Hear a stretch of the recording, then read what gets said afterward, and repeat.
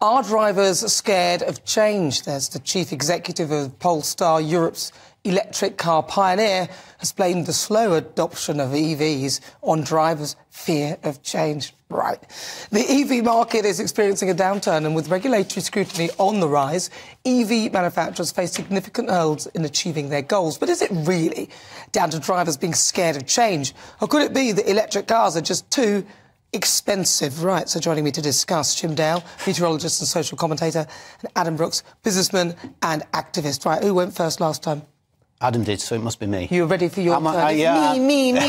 Go on then, Jim Dale, what do you think? Home ground, this one. That's what I thought. Well, to a degree anyway, because this is environment and climate change. Well, no, I've got to give some background, because I think it's important why.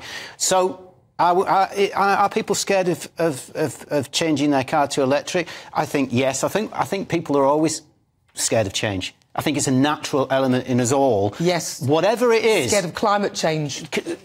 Maybe. Well, yeah, absolutely.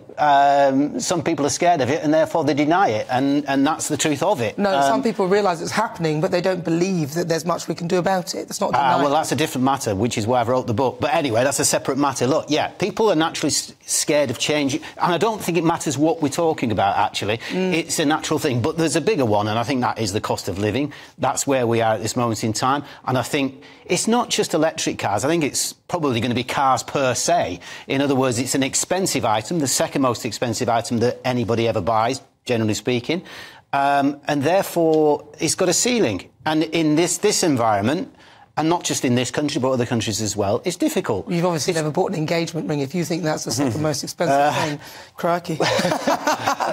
Adam Brooks. Look, I like the idea of an electric car, and I know friends that have got them, but all I hear is moaning. You know, they go on long trips and suddenly they can't find a charger.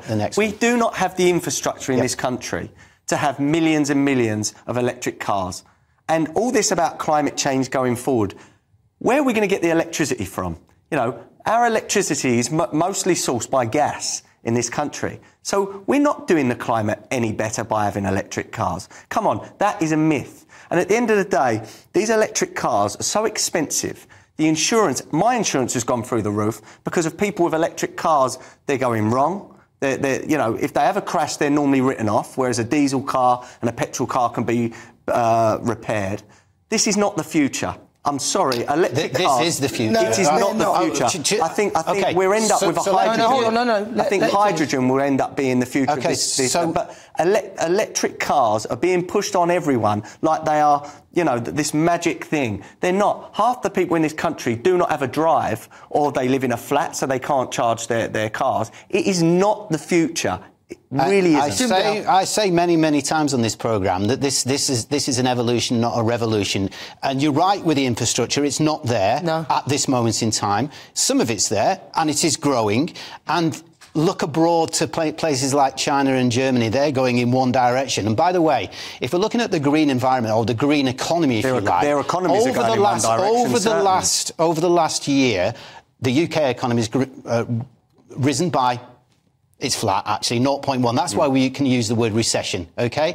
The green economy, on the other hand, has gone up by 0.9%, which is 8 times more than the normal economy or the general economy. Therefore, this is a one-way street. Believe me, and if this country's not on it, we will pay a massive price. So more than the one we're paying already. Look, a lot of people have looked at this electric car con and seen it for just that.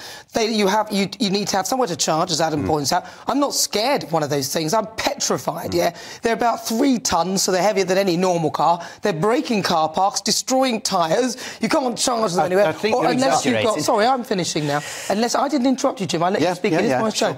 So unless you've got 45 minutes, and most women, we don't want to be driving somewhere and then have to, it's run out of charge. I'm going to wait here. I'm a woman on my own in an EV waiting for it to charge. Any predator will know, this is a really good stop out because this person cannot leave.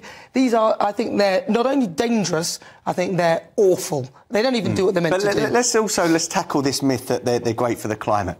I've seen the videos on Twitter of the poor little African kids that are digging up the lithium and in all these mines. Come on, and where are these batteries going to be? Where are the batteries going to be disposed of? It's the same kids that are in places like Nigeria digging for oil and all the stuff that goes with that. You can't compare the difficulties of electric as if the oil and petrol has been okay forever. We don't ever get. Is it okay, Jim, for the 10-year-olds to be mining? No, it's not okay. Absolutely not okay. That's what you're supporting. No, I'm not supporting that. That's got to be answered by the countries that actually do that. Okay, we're buying from them. We are forcing this agenda. That's why unions exist, in other words, to stamp that kind of thing out. So that's not a reason for going forward. That's a massive red herring. Can you tell me where the batteries are going to go? Because these things, you can't just throw them in the bin.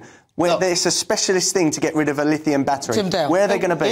Look, in the end, as I said to you, it's an evolution, not a revolution. We're halfway through that, or not even halfway through it, but it's a one direction. Make this absolutely clear. We've got to be on board. Jim, I don't know. You don't know. Is the answer. I don't know, because it's not my job. You can't say it's greener then, because these batteries are highly polluted. It's a little bit strange, we don't know where they're going to go. One of the biggest advocates of anti-electric cars, Richard Tice, leader of the Reform Party, drives one. Keeps it very to himself, doesn't he? Keeps it to himself. So you wonder why, don't you, that somebody like that... What's your point? The point is he's an hypocrite, and there are hypocrites out there in all senses. I don't drive an electric car. I drive an hybrid because I'm halfway there. The evolution... So you're a hypocrite as well? No, because I see it I'll as actually answer for Richard, and if he's looking, I'll tell you what. Richard is a big thing with solar panels. He's got solar panels everywhere, I think, on his house. So the solar panels actually charge his car for free. So he's made a cost saving there. So that is why. But he goes on and advocates against climate change, etc. No, a lot of it is not believing it. Listen, just because you've chosen to get an EV because you can actually get the electricity for free, which was the concept of it in the first place, doesn't mean that you're necessarily going to... Hang on, excuse me.